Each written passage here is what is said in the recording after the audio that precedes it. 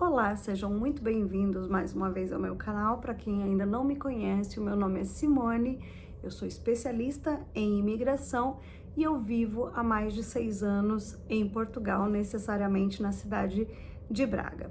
E esse tema que eu coloquei aqui para vocês não é um clickbait, ele realmente aconteceu.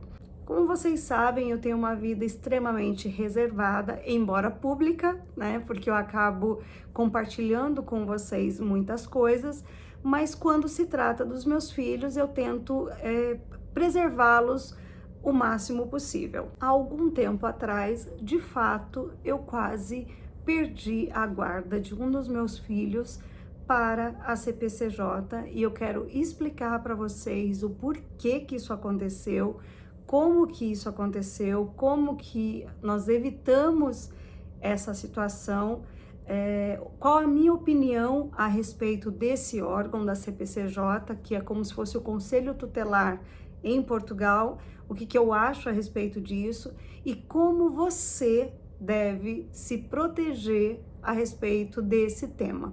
Primeiro eu quero dizer para vocês uma coisa importante. A CPCJ, ela é de fato um órgão que cuida de crianças, tá? É o Conselho Tutelar de Portugal.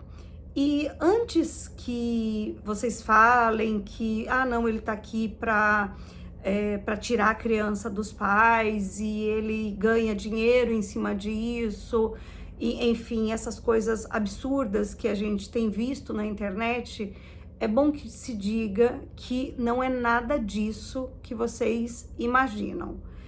A CPCJ, ela existe sim como um órgão para proteger criança. E eu vou dizer uma coisa muito clara para vocês. Primeiro, ela tira a criança, de fato, e depois ela vai ver o que está acontecendo. Só que isso acontece em casos extremos. E por que isso acontece? Para proteger a criança, porque ela pode sim estar correndo risco de vida. Então imagina só, se uma criança está sendo maltratada, está sofrendo maus tratos, se ela está sem se alimentar, se ela não tem condições básicas de sobrevivência, você acha mesmo que a CPCJ vai investigar os pais, vai lá visitar a casa deles, vai ver se realmente isso acontece, se de fato isso está acontecendo, para depois tomar uma atitude? Vocês têm noção que esse gap, esse tempo entre descobrir, receber uma denúncia, seja da escola, seja de vizinhos, enfim, não interessa de onde veio, e confirmar o que aconteceu, essa criança pode morrer, ela pode perder a vida? Então, sim, eu sou totalmente, 100% a favor dos métodos que a CPCJ tem de cuidado com a criança. E vou trazer também casos reais que aconteceram aqui, onde de fato pais perderam a guarda dos seus filhos, para que vocês saibam de uma vez por todas como que isso funciona na realidade dos fatos e não no achismo.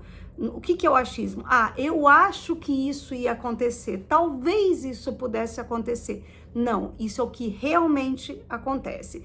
CPCJ recebe sim fundos do governo para manter crianças que estão sob a guarda deles, obviamente, porque senão ela não teria condições de manter essas crianças nesses abrigos.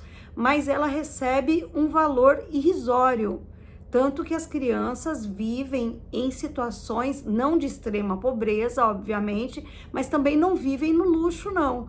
Vivem no básico, mas elas são mantidas pelo governo, já que os pais não têm condições de mantê-las ali financeiramente nesses abrigos. Então vamos por partes aí, porque o assunto é polêmico, é longo, então vou começar com o meu caso. Um dos meus filhos, na época que era adolescente, hoje todos já adultos, né? Os 3 mais velhos já adultos, mas na época que eles estavam na adolescência ainda, no 10º ano, ou seja, o primeiro ano do ensino secundário, ele fez o ensino regular.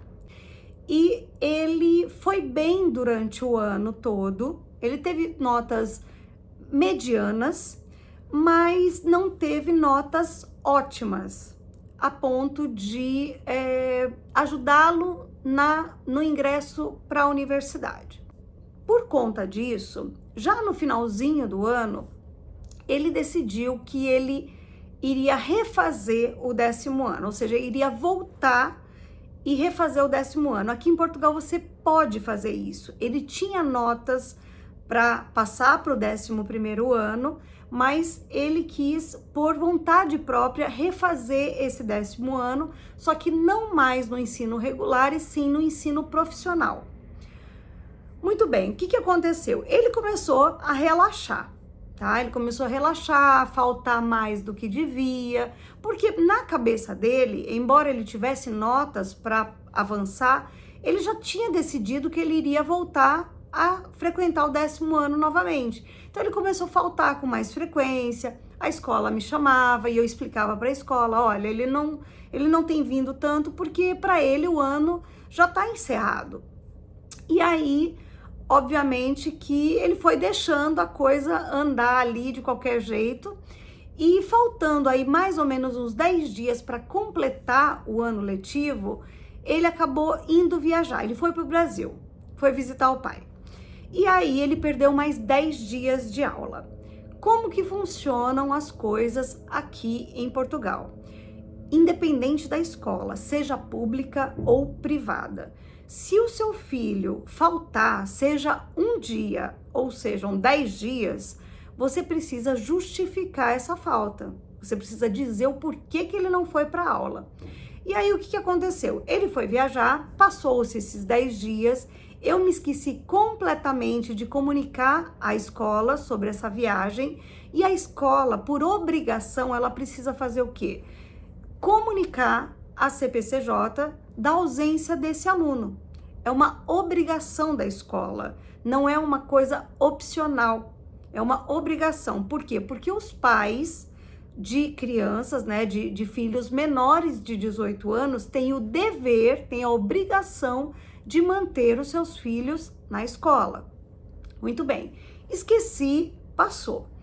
Passaram-se alguns dias, a escola, obviamente, por obrigação, comunicou à CPCJ de que o meu filho não estava frequentando as aulas, embora soubesse da decisão dele refazer o 10º ano e tudo, mas mesmo assim, ela, por obrigação, precisa comunicar.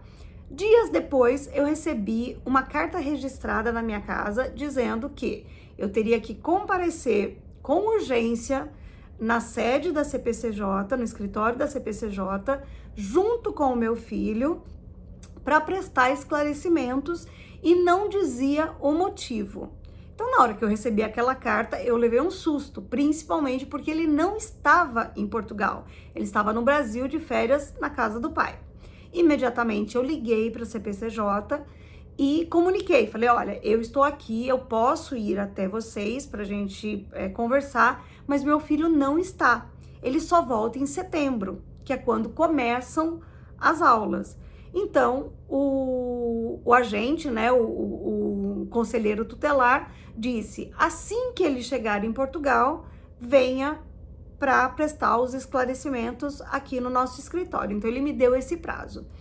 Ele chegou do Brasil e imediatamente nós ligamos lá, marcamos um horário e fomos até lá para conversar com eles e descobrir o porquê que eu estava sendo indiciada e porquê que eu corria o risco de perder a guarda do meu filho. Chegando lá, o conselheiro tutelar afirmou que a criança não poderia ficar tanto tempo ausente da escola, que as faltas estavam excessivas e que aquilo sim era como se fosse uma displicência da parte dos pais, uma falta de cuidado da parte dos pais. Foi quando eu expliquei a situação, que ele tinha desistido do 10º ano, mesmo com notas suficientes para passar de ano, mas que ele gostaria de retomar, voltar a fazer o 10º ano, só que no ensino profissional, que ele estava assim já empenhado. Inclusive, quando a gente foi para essa reunião, as aulas já tinham começado, então ele já tinha começado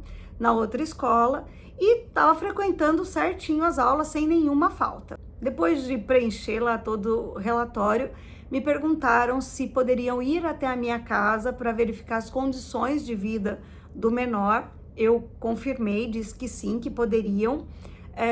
Essa visita nunca aconteceu, eles não foram, e disseram que iam acompanhar a frequência dele na escola. Ou seja, se ele voltasse a ter um índice de faltas injustificadas, eu realmente poderia perder a guarda do meu filho. Agora eu quero contar para vocês outros 2 casos em Portugal de perda efetiva de guarda de filhos menores.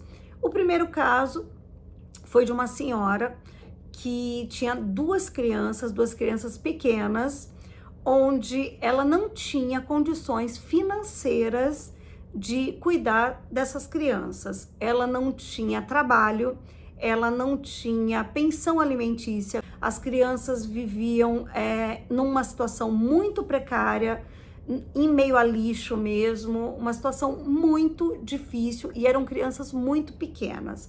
Essa mãe foi denunciada pelos vizinhos, a CPCJ fez uma visita nessa casa, identificou essa precariedade para essas crianças pequenas, muito pequenas mesmo, e tiraram a guarda dessas crianças.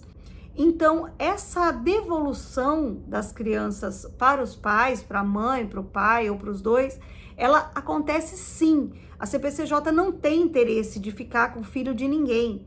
O interesse é devolver as crianças à família, mas desde que a família tenha condições básicas de dar um suporte para essas crianças. O outro caso foi um caso totalmente de displicência dos pais, onde eles deixaram 2 crianças, 2 adolescentes, na verdade, em casa, adolescentes menores de 18 anos, e foram fazer uma viagem de mais de 2 meses. Um desses adolescentes começou a chegar atrasado na escola com muita frequência, e aí a professora questionou, falou: olha, você está chegando com muito atraso, com muita dificuldade, o que está acontecendo? Tal. Ah, não tem ninguém para me acordar. Ué, cadê seus pais? Estão viajando. E aí a professora começou a perguntar, né?